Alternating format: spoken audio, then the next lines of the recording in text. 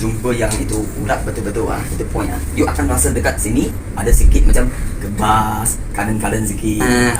Jun, boleh tunjuk saya tak ini tempat pembuangan kencing di macam mana? Boleh. Tolong tap screen dan sharing.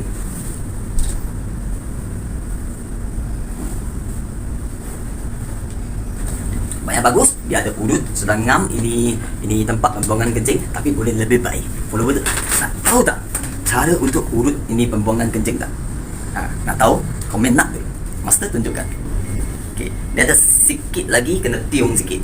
Okey, saya punya kerja adalah kasih you tiung sikit. Itu skru you sudah ikat, tak cukup ketat. Sekarang saya tolong you ketat sikit. Ketat sikit saja. Okey, dengar. Tadi dia urut, dia ada tekan sikit. Dia naik turun. Tapi lah, you tak nak main dia punya urat. Macam mana main dia punya urat Jadi kita tolak sikit kaki dia, sikit saja. Yang penting kena lembut. Okey, you cuba naik kaki. Naik. Okey. Kalau dia naik dia naik sendiri tak boleh Okey, lembut. Yang kita tolak bukan dia yang kontrol, kita yang kontrol. Terapis yang kontrol. Kita sudah tolak sikit.